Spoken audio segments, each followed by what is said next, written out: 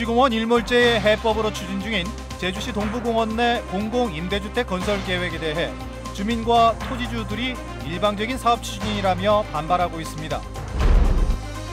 4.3 당시 희생된 배창하 선생과 여성운동가인 강평국과 현호옥 선생 등 제주 출신 애국지사 6명이 독립유공자로 선정됐습니다.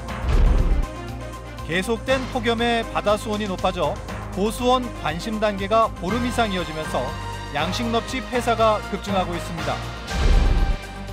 친환경 재배는 권장하면서도 특화된 유통 시스템이 제대로 갖춰지지 않아 친환경 재배 농가들이 어려움을 겪고 있습니다.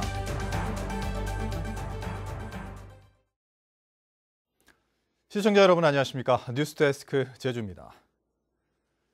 제주도가 도시공원 일몰제를 앞두고 제주시의 동부공원과 주변 토지를 매입해 임대주택단지를 개발하는 사업을 추진하고 있는데요.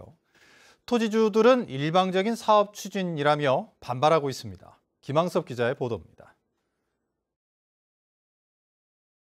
공원지구 해제를 앞두고 있는 제주시 동부공원 인근의 한 감귤밭입니다. 이곳에서 농사를 짓는 이윤석 씨는 최근 택지 개발 예정 부지에 자신의 밭이 포함된 것을 알고 깜짝 놀랐습니다. 제주도가 일방적으로 공원 부지와 주변 토지를 민간 임대주택 공급 촉진지구로 지정했다며 받아들일 수 없다는 입장입니다. 이 땅이 대대로 온 땅이기 때문에 강제로 가져간다는 데서는 전 수용할 수 없거든요. 한마디 사전 협의가 전혀 없었거든요. 너무 억울하죠. 부모님 이 씨처럼 임대주택 지구에 포함된 토지 소유주들이 택지 개발 중단을 촉구하고 나섰습니다. 사업 부지의 97%가 사유지인데도 사전에 의견 수렴조차 없었다는 겁니다. 도청은 도시공원 본 계획만 진행하고 택지 개발을 빙자한 만개발은 중단하여 주시기 바랍니다. 제주도는 오는 2026년까지 제주시 동부공원과 주변 토지 32만 제곱미터에 민간 임대주택 1,780여 세대와 단독주택부지, 공원을 조성하기로 했습니다. 다음 주쯤 주민 설명회를 열어 의견을 수렴하고 사업 계획에 반영할 방침입니다. 사업성이 날 때까지 사업 계획이 계속 바뀔 수가 있는 상황입니다. 그래서 그거에 대해서는 이 사업이 여기 들어가서 안 된다, 이걸 넣어달라 하면 이제 우리 LH에서 포함시켜서. 민간 임대주택 공급 촉진지구는 도시공원 일몰제에 대비해 국토부가 추진하는 사업으로 제주도가 신청한 공원지구 해제지역 3곳 가운데 동부공원이 선정됐습니다. 정부는 공원지구 해제 지역에 택지 개발을 확대한다는 계획이어서 이 같은 토지주들의 반발은 확산될 전망입니다. MBC 뉴스 김항섭입니다. 조선읍 선을 2리 마을이 동물 테마파크 개발 사업을 놓고 갈등에 휩싸인 가운데 사업자가 반대 주민들을 성토하는 입장을 밝혀 논란이 일고 있습니다. 제주 동물 테마파크는 오늘 보도 자료를 내고 선을 2리 반대 대책위에서 문제를 제기한 이장과 사업자의 상호 협약서는 적법하게 체결됐다고 주장하고 무효 확인 소송에 대해 강경 대응하겠다고 밝혔습니다. 한편 동물 테마파크 반대 주민들은 마을 이장이 개발위원회와 총회를 거치지 않고 사업자와 맺은 상생협약서는 무효라고 주장하며 지난 9일 제주지방법원에 무효 확인 소송을 제기했습니다. 국가보훈처가 광복절을 앞두고 제주 출신 애국지사 6명을 독립유공자로 선정했는데요. 4.3 사건 수용 기록 때문에 20년 넘게 탈락했던 배창하 할아버지도 고인이 된 지 71년 만에 국가로부터 유공자로 인정을 받았습니다. 김찬영 기자입니다. 일제강점기인 1930년대 애월읍 하귀리에서 야학을 설립한 배창하 선생. 학생들에게 식민지 수탈의 실상을 가르치며 항일 시위에 참여했고 일본 오사카에서는 해고당한 한국인 노동자들을 위해 파업 투쟁을 주도했습니다.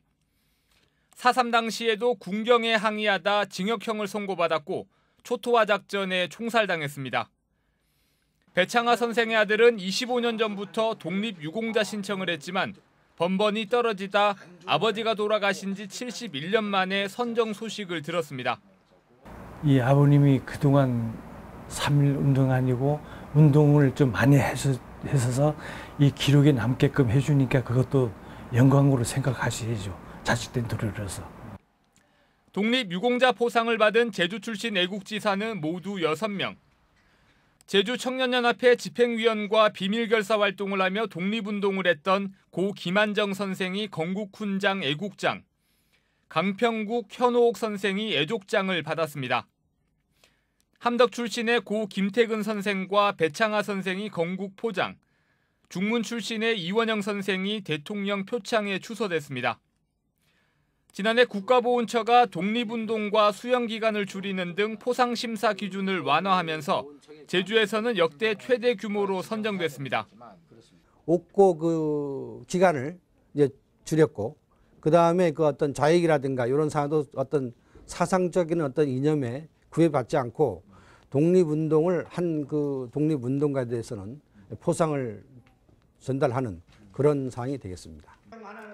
정부는 오는 15일 천안 독립기념관과 제주에서 열리는 광복절 기념식에서 유가족들에게 훈장과 포장을 수여할 예정입니다. MBC 뉴스 김찬년입니다.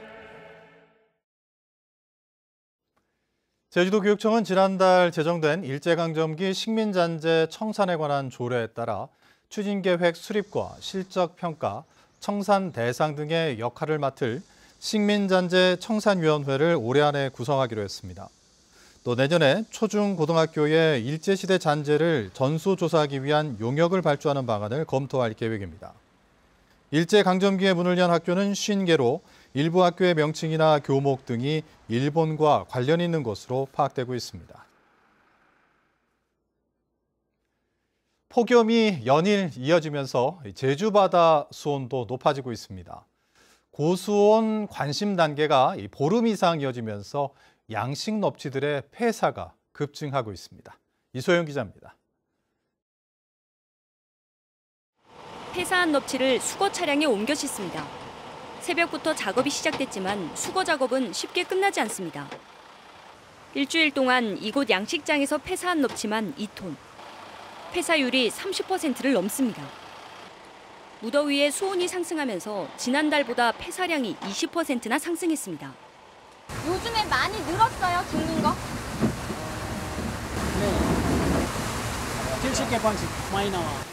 폭염으로 고수온 현상이 나타나면서 고기들의 면역력이 크게 떨어져 폐사율이 높아지고 있습니다. 최근 제주 영근의 표층 수온은 26도에서 28도로 한 달 전보다 6도나 상승했습니다. 고수온 관심 단계가 발령된 지난달 29일부터 일주일간 제주 지역 양식장에서 폐사한 넙치만 181톤. 초여름인 6월 첫째 주보다 32% 늘었습니다. 폭염에 강한 일사가 지속돼 바다 표면을 데우는 데다 난류가 확장하면서 수온은 더욱 오를 것으로 보입니다.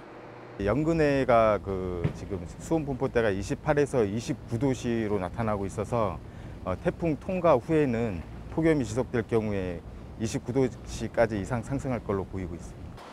불볕더위에 수온까지 상승하면서 양식어가에 비상이 걸렸습니다. MBC 뉴스 이소연입니다. 제주 지역 양식 넙치 생존율이 40%를 밑돌고 있습니다.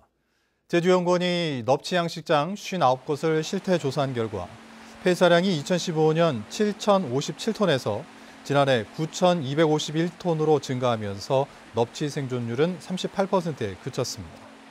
반면 넙치 가격은 지난해 하반기부터 하락해 전체 24%인 14곳만 경제성이 있는 것으로 조사됐습니다. 제주연구원은 질병에 강한 넙치 품종 개발과 국제적 수산물 인증을 통한 경쟁력 확보가 우선돼야 한다고 밝혔습니다.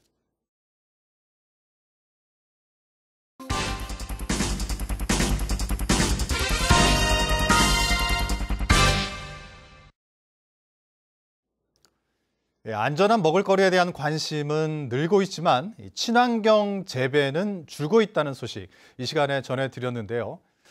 문제는 유통 구조에 있습니다. 재배는 권장하지만 정작 친환경 농산물에 특화된 유통 시스템이 없다 보니 농가들이 어려움을 겪고 있습니다. 박주연 기자가 취재했습니다. 이른 아침 도매 시장에서 과일 경매가 이루어집니다. 제주에서 생산된 과일들을 중도매인들이 낙찰받아 전국으로 유통하는 구조입니다.